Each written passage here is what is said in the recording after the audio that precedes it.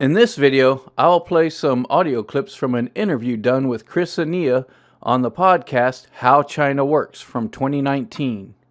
I'll make a few comments, but people should listen to him in his own words. Finally, and we are here with our guest. We have our guest here with us. We have Mr. Chris Oniya. Did I say that right? Yes, very correct. Yes. Also known as Louis. in Chinese. Good name. And you have such a hugely eclectic background. We would like to invite you first to tell us how you introduce yourself to people so that we can just have a framework for you. Okay, no problem. My name is Chris Oniya. My Chinese name is Louis. In Chinese, Louis means the road you walk is very easy in life. I've been in China for about 11 years. So you have been in Beijing for 11 years. Yeah, about 11 years. Yeah, so when you look back, when you first have this idea to establish this association, because for me, alumni culture here in China is a growing thing. But how did you came up with this idea? Like it was so funny how the story happened. About 7-8 years ago, I was actually the first chairman of the International Student Association in UIB, and the school, whenever a lot of companies or a lot of institutions will come to talk to the school about international students, they always send me as a representative. And when I will be going out in society, leaving UIB, I will meet a lot of very influential foreigners. I'm like, why don't we create an organization that can be the liaison or that can, kind of facilitate both parties, And at first it was kind of refused. They didn't really accept it. They said, no, we don't need it, But through much persuasion and much convincing, they kind of got on board with it. And they said, you know what, it's something that they need. And that's how we got established. Because it's truly about, like building the bridge. You got to actually blend those two East and West together. And you have to use every single way that you could think of to bring the two together, to engage. And let's just... So I guess my biggest focus now is to kind of have everybody grow on this platform that I'm trying to create. Like just something very similar to what you and Brendan are trying to do. Just have people very cultural awareness. Like let them know what we can and what we can't do and how we can all work together and collaborate. I would love to be that link, for just anything internationally or culturally. That's what I'm very, very fond about. Well, after listening to this segment of clips, I can hear one reason why Texas would pick him as a blockchain ambassador. This is a position he would actually desire, to be a bridge between China and Texas. Now, regular Chinese people getting along with Texans isn't a bad thing. However, in later clips I will play Mr. Oniya praising Xi Jinping. I'd be willing to bet that regular Chinese people aren't fans of Xi. So the bridge he wants to build isn't between people, but governments. Next segment.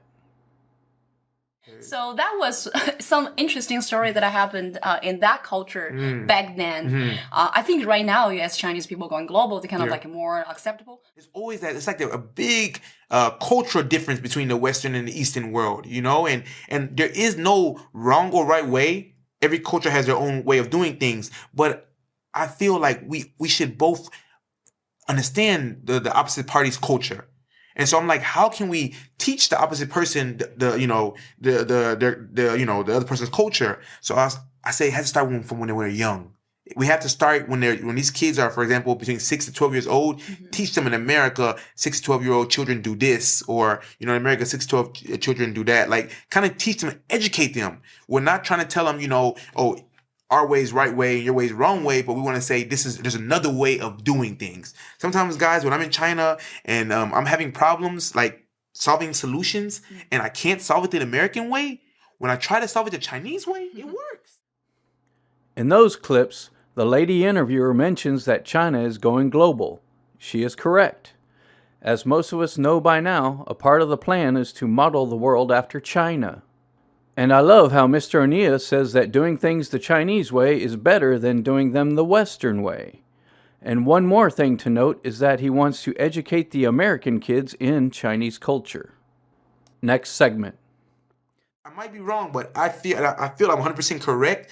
In about 10 to 20 years from now, there's going to be a lot more foreigners coming to China. And it's going to be, they're going to be wanting to do business with Chinese people.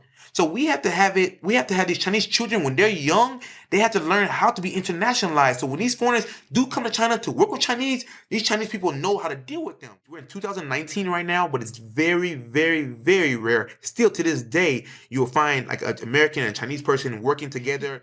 That resonate, your story you just shared, what you just shared actually resonate with our principles, with the goal, the mission-driven goal we have here is building bridges.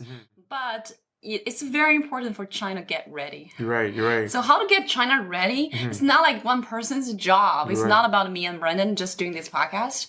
It's truly about to bring all the people like your initiative of venture together, little by little, and 1.4 billion people here in China. Right. Rest in peace, John F. Kennedy. And he had a very famous speech, a quote that I really love. He said, "Don't ask what your country can do for you, but ask what you can do for your country." And he has paraphrased that for Chinese people to so literally, as well. I talk to my peers, say, okay, don't ask what China can do for you. Yes. Ask what you can do to change China. There for you better. go. Think about the part where he states foreigners will be moving to China in the coming years. For one, the term foreigners as if he's a citizen of China. The immigration of people moving to China, though, has already been planned out. This is where the subject of Chinese ghost cities comes in. I listened to some of the conservative talking head types. They believe that China is just trying to build cities to help the economy, or that the Chinese company Evergrande building these cities was a financial disaster. However, they didn't connect the dots. The ghost cities are built for the future populations, not the current one. They weren't some financial blunder, they were planning ahead. Similar to the United States, the current population isn't building the infrastructure for us, but the future populations. For those that dig into the history of the 1700s and 1800s and so on, understand that repopulation has happened before in cities that already existed. So for those that understand a reset is occurring, keep in mind this may not be the first one. Meaning, the people that actually run this world have done this before. So yes, there's a strong possibility that people from other countries will go to China, especially after all the wars and devastation. There's a reason our leaders are trying to start a civil and world conflict at the same time. Then Mr. Oniya's use of Kennedy's quote, not from an American perspective, but a Chinese one. Ask not what China can do for you, but what you can do for China. The final segment is where he showers Xi Jinping with love. It's so funny because I was just watching the news yesterday. I was taking some notes for the One Belt One Road. Right. Xi Jinping, Chairman Xi, right? He's got about 12 titles. But. Yeah. So he gave a speech and he said that he has 4 things that he wants to do for China. Right. And I wrote these things down because I think it was very important. You wrote them down in Chinese, I know. In Chinese, in Chinese. I'm going to translate it. Sure. But the first one was Gao Zhiliang. He wanted to start having high quality products. I think it's something like President Xi has done so much for China already, and I think he's still continuing to do good things. So the first one was high quality products. I think that's the direction that China's going to go in. The first one was more transparency. He's saying he's trying to strive to, have more things more transparent in China. I think that's a very difficult task for foreigners to do when we come into China. We want things to be more transparent, and he says he's trying to do that. The third one was, and I think he's doing a very good job on the third one, create a green environment, like make things more, greener China. Greener China. Great. Even the car I have now is electric car. Oh, okay. Yeah. It's not, yeah. So, nice. And that's the only car I could buy. Like, because in China they have the lottery. Like Yeah, for the green card right now, green, it's like energy card. Yeah, energy card. Yeah. So is it easier to get Much that easier. car? At that time, when I did apply for it, like 5-6 years, like 4 or 5 years ago, it was. Now I heard it's a little harder, but the regular cars you can't even get it. Can I ask? Yeah. This isn't is it a Tesla or did you get No, Chinese? Chinese. Okay. I heard about because of Tesla. I heard. I'm not sure. This is something I heard. I heard that it's international car, so you can't really apply for the quota like the local quota. But so you're driving with the Chinese You want electric the Chinese electric That's cars. great. Yes, Okay. yes. So that's one. So President Xi said he wants to be more green friendly.